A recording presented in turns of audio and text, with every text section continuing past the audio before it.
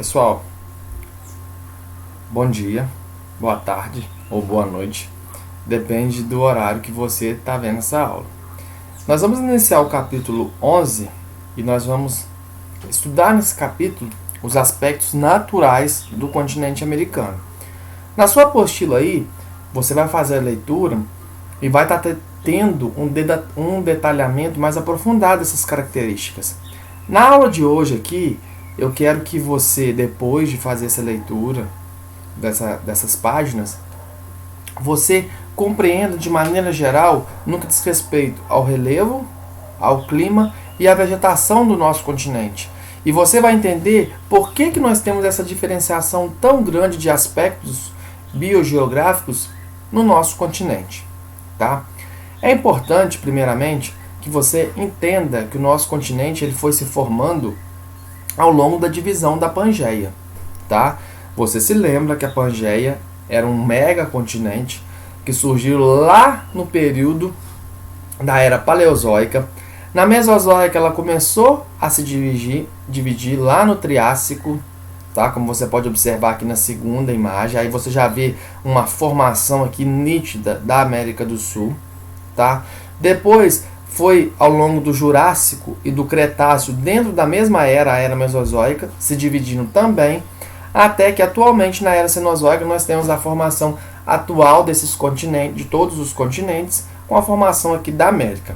Como nós já vimos, a América é o segundo maior continente em extensão territorial, perdendo só para a Ásia. Tá? É o terceiro em população, ficando atrás da Ásia e da África. Tá? Mas é o maior continente no que diz respeito ao sentido latitudinal, ou seja, a extensão norte-sul. E por conta dessa característica, nós vamos ter vários tipos de clima e, consequentemente, vários tipos de vegetação. Tá? Eu gostaria que você observasse aqui, nessa parte que está de preto e branco aqui no slide, o tanto de placa tectônica que nós temos aqui, tá? Próximo ao nosso continente. Você tem a placa do Caribe, tá dela aqui porque está em espanhol. Você tem a placa do Pacífico, a placa de Nazca, a placa sul-americana, a placa de Cocos e a placa norte-americana. Isso vai influenciar muito na nossa formação do relevo. Ou seja, nós temos várias regiões aqui na costa oeste, aliás, várias não, toda a costa oeste está próxima ao encontro de placas. E isso vai fazer com que o nosso relevo seja totalmente diferente aqui na parte oeste, se comparada aqui com a parte leste. Mas vamos aprofundar aqui. O que eu quero que vocês entendam sobre o relevo do continente americano? E isso é muito tranquilo. Eu quero que vocês entendam que o relevo norte-americano ele é totalmente diferente na costa oeste para a costa leste. Tá? E isso vai influenciar na dispersão da população nesse continente, ou seja, na ocupação dele. A costa oeste, eu quero que vocês observem aqui, ó, no sul da América do Sul, indo até o norte da América do Norte, como vocês viram na imagem anterior, essa região do planeta, que é banhada pelo Pacífico, ela está sobre o encontro de placas em toda a sua extensão. As placas tectônicas, quando elas se encontram, ou seja, próximo do encontro delas, isso faz com que ocorra grandes terremotos nessa região aqui, tá? Além da formação de terremotos e vulcanismos na costa oeste, o que é muito raro na costa leste, porque nós não temos montanhas aqui, devido que essa área não está próxima ao encontro de placas, nós vamos fazer com que essa área aqui, a costa oeste, seja menos ocupada. A costa oeste ela possui uma grande cordilheira, que é dividida em três partes. Na América do Sul, a Cordilheira dos Andes. Aqui na parte da América Central a gente chama de Sierra Madre. E na América do Norte, montanhas rochosas. Então, gente, a parte oeste do continente americano, que é banhada pelo Oceano Pacífico, ela apresenta elevadas altitudes. Enquanto que a parte leste, nós apresentamos quase que em toda a sua totalidade altitudes baixas. Enquanto a costa oeste apresenta o predomínio de montanhas, a costa leste ela tem o predomínio de planícies e planaltos que são desgastados. Então, se você sair aqui, por exemplo, de São Francisco, nos Estados Unidos, e vir até Nova York, você vai sair de uma área de região elevada, tá? Chegando até Nova York, onde você vai estar numa área de planície. Então, como que nós podemos definir o relevo do Sul não, do continente americano. Costa oeste montanhosa, indo em direção à parte central, você vai chegando em partes de planícies.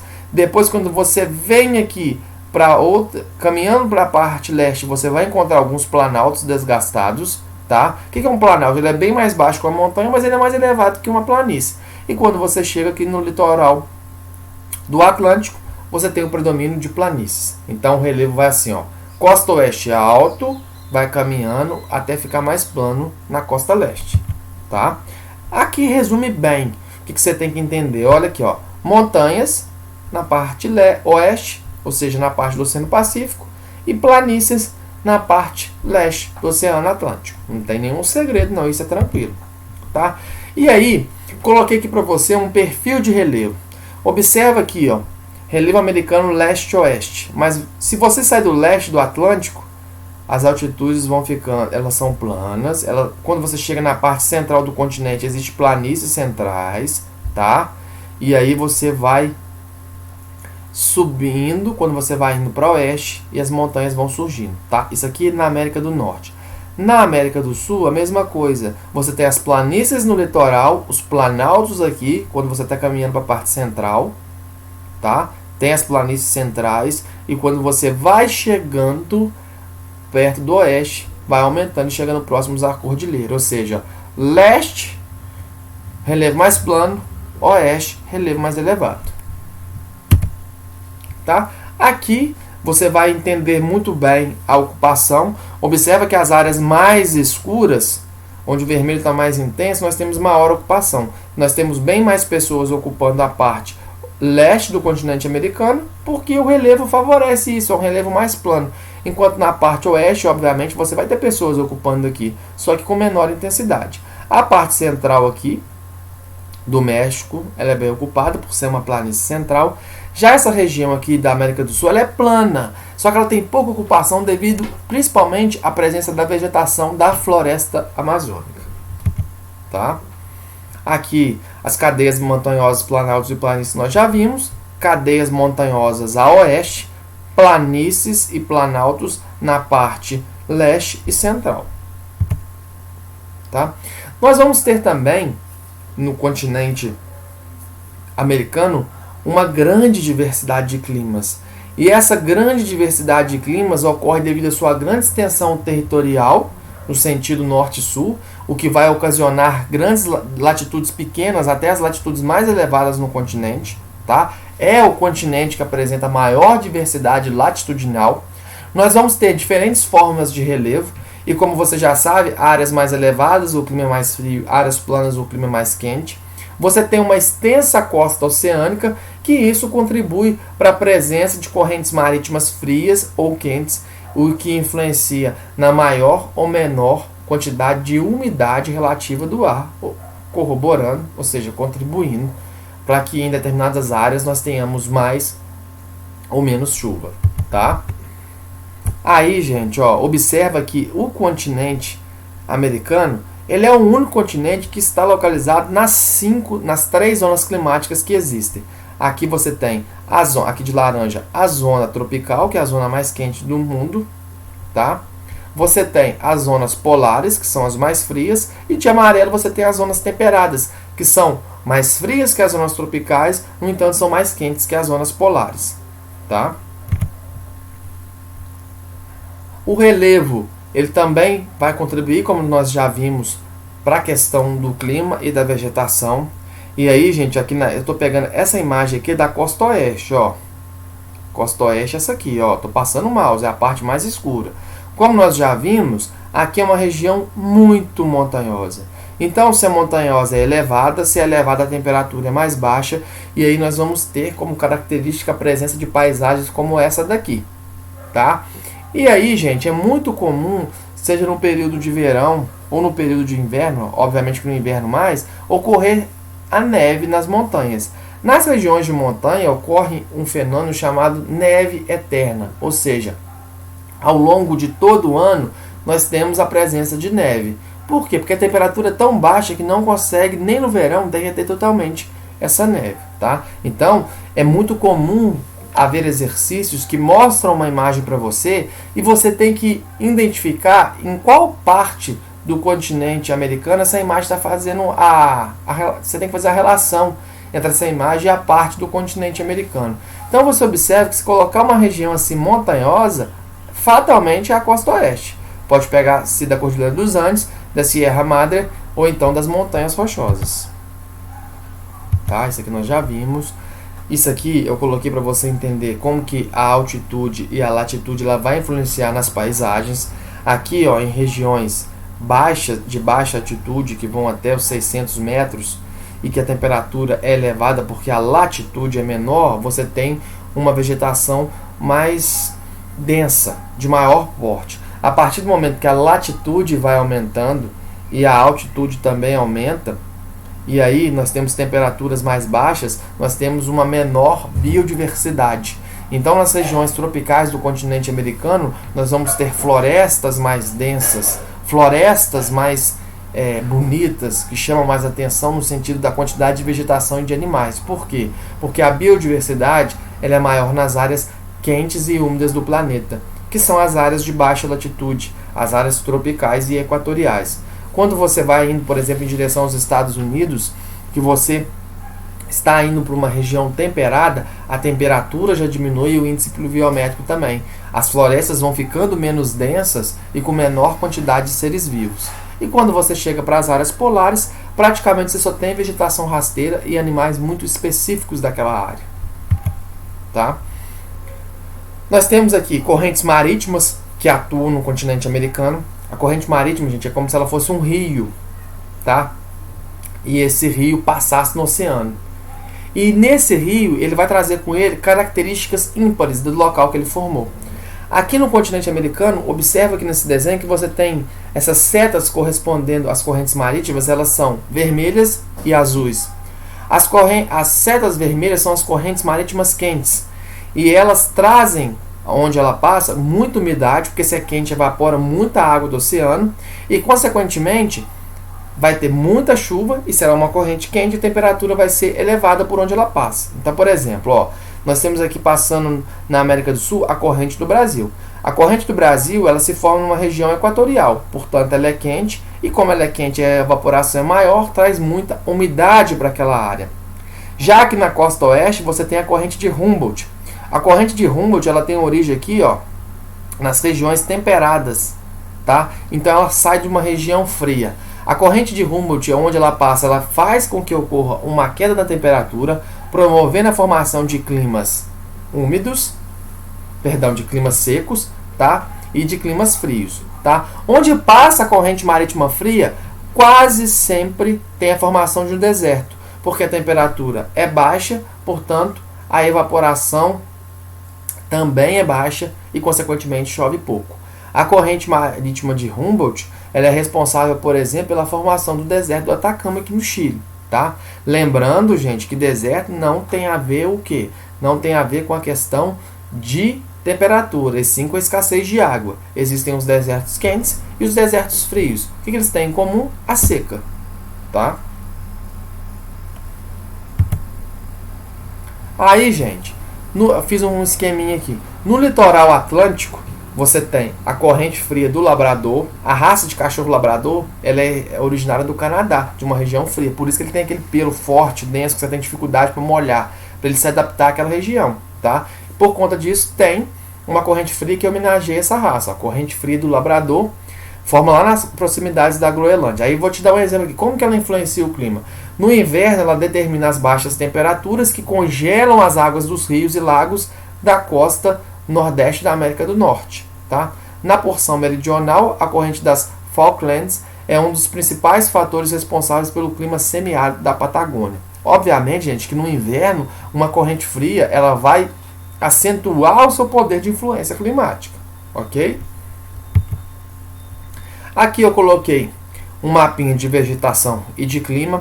Obviamente não tem como você decorar esse tudo de coisas e nem é necessário. Eu quero que você entenda e observe aqui o seguinte.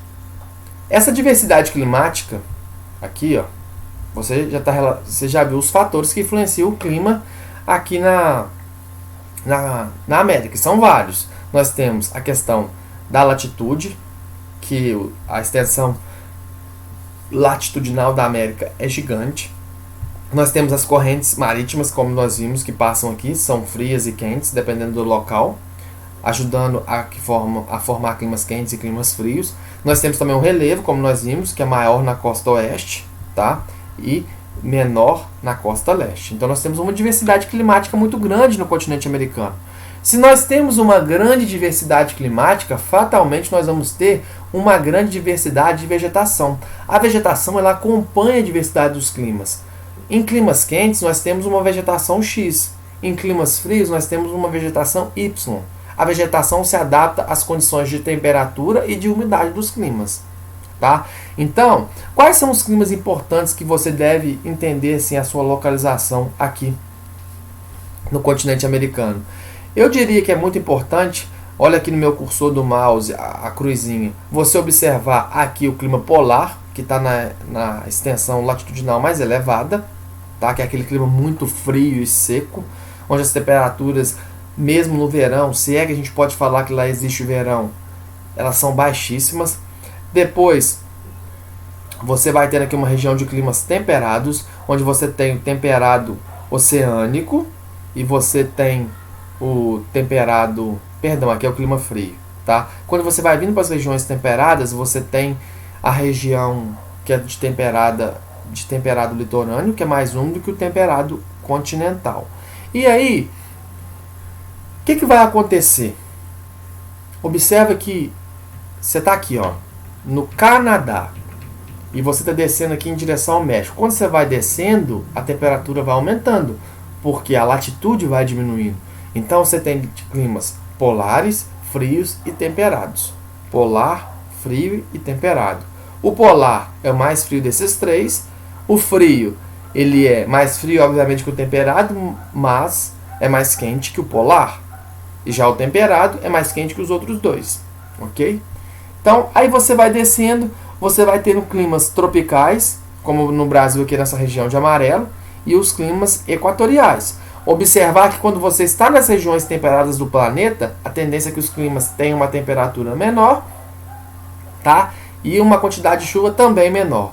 Quando você chega aqui nas regiões tropicais, aqui passando pelo Trópico de Câncer, vindo pelo Equador e chegando no Trópico de Capricórnio, você está numa região de climas quentes e úmidos, tá? E isso vai influenciar no mapinha de cá, que é o mapinha da vegetação. Qual a vegetação que é importante você identificar, saber? Aqui nas regiões polares você tem a tundra, tá? A tundra é uma vegetação rasteira, só tem gramíneas, tá? E normalmente quando coloca uma imagem para você, você vê aquela grama com uma imagem de neve, alguma coisa assim. Depois você tem aqui, ó, nas regiões de clima frio, as florestas de coníferas, que são aquelas florestas que tem aquelas árvores assim em formato de cone, justamente por um processo de adaptação, onde a neve escorre quando ela cai, para não queimar a vegetação. A floresta de conífera, gente, todo mundo já viu algum filme aqui que passa ela. Por exemplo, Crepúsculo, que todo mundo viu. Tá? Não adianta você falar que não viu, que você viu. Nesse filme, você vê que tem cenas onde os vampiros correm na floresta, vão de uma árvore para outra. Aquilo é uma floresta de conífera. Quando você vai descendo mais aqui para baixo, você tem as florestas temperadas. As florestas temperadas são aquelas florestas bonitas que tem aquela folhinha da bandeira do Canadá, tá? Essa floresta é considerada a floresta mais bonita do mundo. Essa é a floresta que se adapta realmente às 4 estações do ano. No inverno vai ter o quê? Neve sobre ela. Na primavera as árvores ficam floridas, muito bonitas, coloridas. No verão as árvores ficam totalmente verdes, um verde bonito, um verde muito forte. E no período de outono as folhas caem, tá? E a vegetação fica meio que amarelada. Então é importante você saber dessas florestas. Aqui na nossa região, você entender que você tem a floresta amazônica, que na verdade é uma floresta equatorial, que é a floresta densa, com vários tipos de porte de vegetação, predominando os portes maiores, obviamente, e uma grande biodiversidade. Nessa região de cerrado aqui, que também pode ser chamado de savana, é aquela imagem que você tem da savana da África, que você tem a vegetação rasteira, Tá? Você tem os arbustos, que são árvores menores, e você tem as árvores grandes. No entanto, é uma vegetação mais esparçada, ou seja, você consegue se locomover com muita facilidade. Não é uma vegetação fechada como, por exemplo, a floresta amazônica. Ok, nós temos várias vegetações, a gente vai ver imagens dela quando a gente estudar a apostila. Tá? E aí aqui tem um resumo de clima que eu fiz para você. É o seguinte, ó. Os principais tipos climáticos da América são: você tem climas quentes, que são desérticos, por exemplo, no deserto da Atacama. Você tem o tropical, que é o nosso clima aqui da nossa região. Você tem o equatorial e você tem o semiárido. A diferença é que o desértico e o semiárido, eles apresentam baixa pluviosidade, ou seja, não são úmidos, e o tropical e o equatorial são úmidos. Aqui em oposição, você tem os climas frios, que é o polar, o clima de montanha e o continental frio, tá? Esses climas, a temperatura são baixas as temperaturas, tá? E chove bem menos, por exemplo, que o tropical e equatorial. E você tem os climas temperados, aquele clima misto. O clima temperado é que tem realmente as estações do ano bem definidas. O que eu disse, neve no inverno, o verão é muito quente, a primavera as árvores ficam floridas e um clima mais ameno, e o outono as folhas caem. Tá? Aí você tem o continental temperado, o continental oceânico, o mediterrâneo e o subtropical. O subtropical é o que nós temos aqui no sul do Brasil. Tá? E aí, para finalizar aqui no que diz respeito à hidrografia da América, os rios. A América, gente, ela tem uma disponibilidade de água relativamente confortável. Por exemplo, o Brasil é um país americano e é o país que possui a maior quantidade de reserva de água doce do planeta. 12% da água mundial está aqui no nosso país. Tá? A América do Norte e a América do Sul ela tem rios muito extensos, com milhares de quilômetros de tamanho, já que formam grandes bacias hidrográficas. Você tem, por exemplo, na América do Sul, a maior bacia hidrográfica do mundo, que é a bacia amazônica, e lá nos Estados Unidos você tem a bacia, por exemplo, do Mississippi, que também é enorme. Tá? Em muitos países, a água está mal distribuída, não só nos países da América, mas no mundo. Na verdade, nós temos uma quantidade suficiente de água doce no planeta para abastecer o mundo. No entanto, nós temos uma má distribuição. Por exemplo, enquanto o Brasil tem 12% da água mundial do planeta, como eu já disse, o norte da África passa por uma escassez de água enorme. Tá? E aí uma diferença importante que você tem que fazer no que diz respeito à hidrografia no continente americano é na quantidade de água e no tamanho dos rios. A América do Norte e a América do Sul, como eu já disse, rios extensos e maior quantidade de água. A América Central tem como ela é uma faixinha estreita, lembra, um istmo, ela tem menor quantidade de água e além da menor quantidade de água, a América Central, os rios são de menor extensão, tá? Aí eu coloquei algumas imagens aqui, isso aqui é característico das regiões equatoriais, da próxima floresta amazônica. Isso aqui são imagens das cataratas do Iguaçu, aqui no Paraná, aqui no Brasil. Tá? As nascentes vão se localizar sempre nas áreas de montanhas ou nas áreas de planalto, porque a nascente fica na área de montante do rio. Tá? E a jusante é a área de foz. Então as nascentes dos rios sempre se localizam em grandes partes nessas áreas marrons aqui, nas áreas de montanhas e nas áreas de planalto, nunca nas áreas de planície. Tá? Aqui eu dei um exemplo para você aqui das bacias hidrográficas que nós temos, tá?